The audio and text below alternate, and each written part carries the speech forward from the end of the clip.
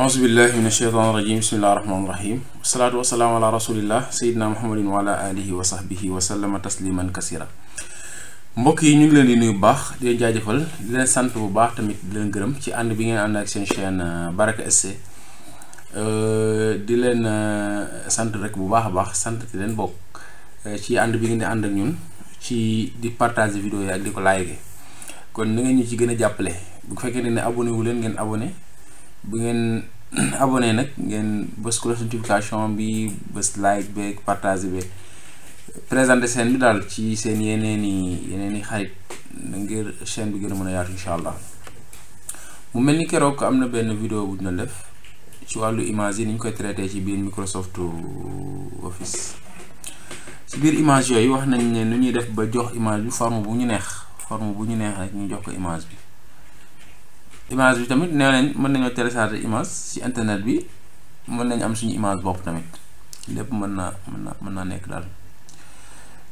Pour gën a leeral loolu tey jii li ñuy tax a jóg rek mooy nu ñuy jëlee image di yóbbu ko ci ginnaaw texte. Par exemple man am naa sama photo bëgg a jël photo bi dugal ko sama ginnaaw mbind nu may def ba def ko loolu moo ñu tax a jóg tey incha allah. pour loolu naa créer benn texte comme niñ ko baaxoo woon xamee rek bu ñu defoon égal rand ñu suñu parenthèse waaw comme am nañ texte comme nii léegi texte bi dañoo bëgg a jël ab image insérer ab image yóbbu ko ci ginnaaw texte bi texte bu mën doon arabe baak technique ba moo nekk nii rek. Parce que comme Microsoft bi amul ni ñuy génnee texte arabe en choix yen moo tax français bi lañu mën a génn rek bu ko defee dañuy insérer image ñoo xam fu ñu ko mën a jële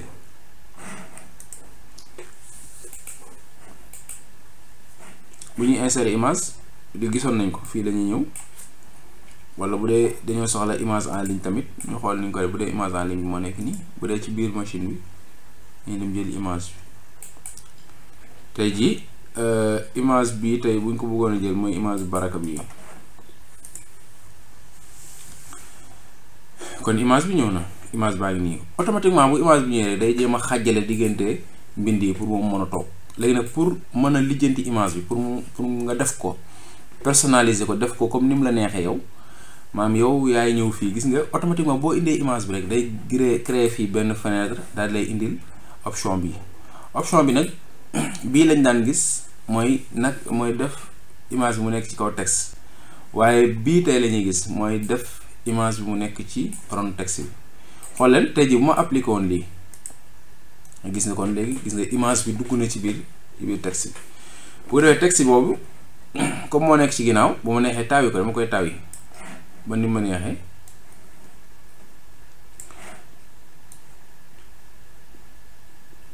waaw léegi xoolal gis nga diggante bii gis ngeen ne mbind mi mën naa bañ a leer loolu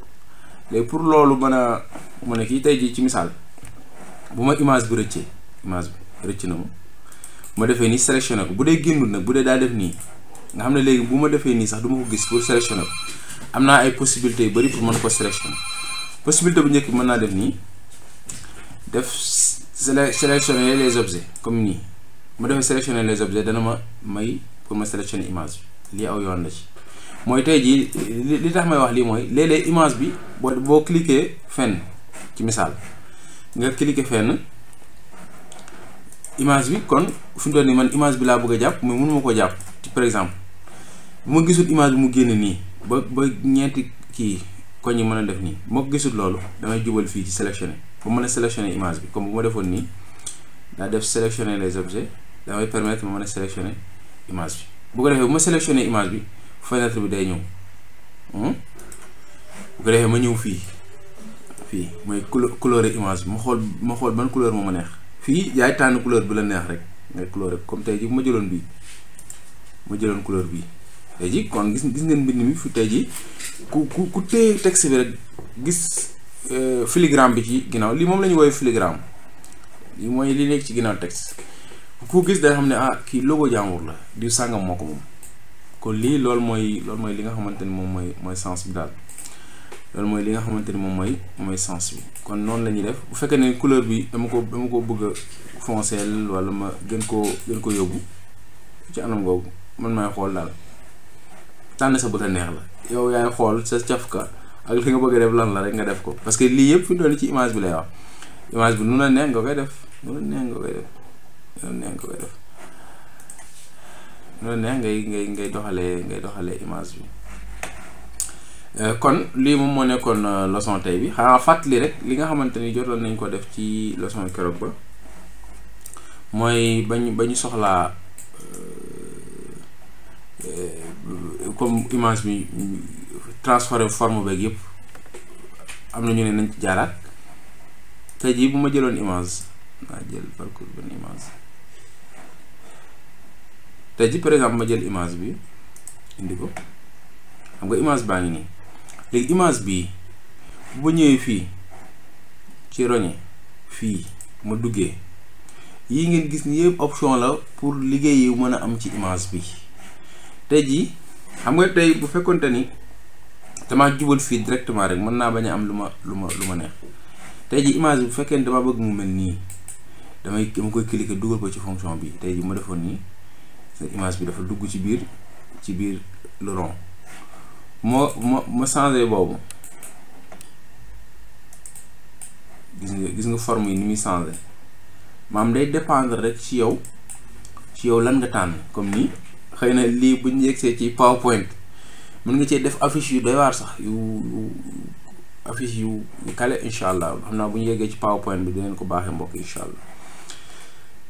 yoon waa ngi nii daal lii gisoon nañ ko keroog en même temps image bi noo ko bëgg a defee rek noonu lay mel daal waaw. kon loolu li ma nekkoon suñu vidéo tey ñu ngi doon wax ni ñuy insérer image def ko ci ginnaaw texte bi régler ko gi mel noonu kon di leen sant di gërëm di wax wa axiru daawana alhamdulillahi rabbil alamin wa salaamu aleykum wa rahmatullahi taala wa barakaatu jërë ngeen jëf.